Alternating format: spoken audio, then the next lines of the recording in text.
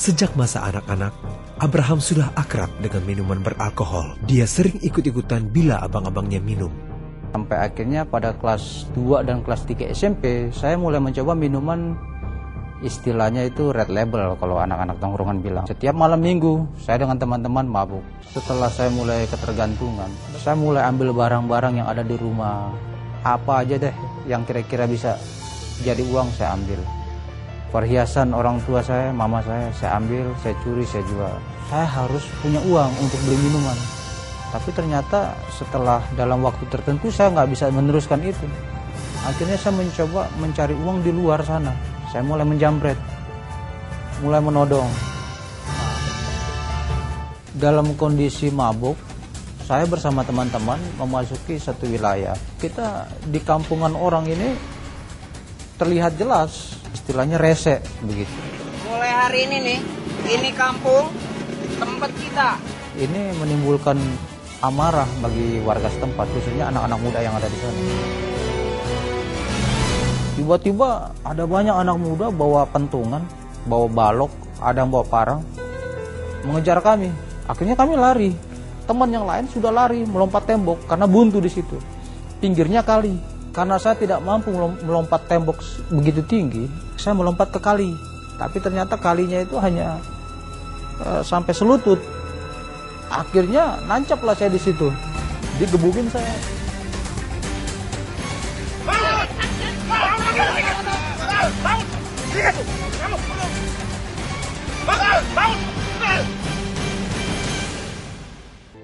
Ibrahim ini pulang dengan sudah berlumuran darah. Saya pangku dia, saya doain, baru saya bawa ke rumah sakit. Di sana dijahit kepalanya ada 8 jahitan.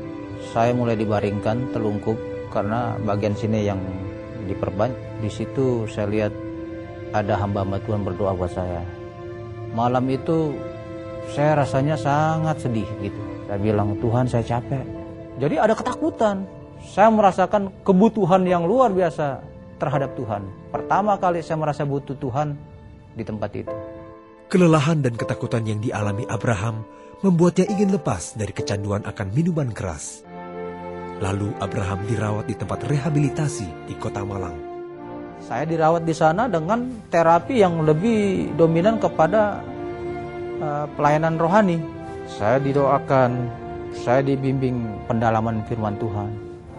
Nah, satu kali saya disuruh melukis sebuah tembok, melukis Raja Wali dengan relief-relief. Lantas Bapak rohani saya itu menyodorkan satu ayat, Amsal 23 ayat 18. Karena masa depanmu sungguh ada dan harapanmu tidak akan hilang. Saya pandang-pandangi tulisan itu. Saya terperangah dengan ayat itu, bisa pas bahwa itu pernyataan Tuhan untuk saya juga. Dan memang hari-hari itu adalah hari-hari yang benar-benar penuh pergumulan buat saya. Memikirkan masa depan.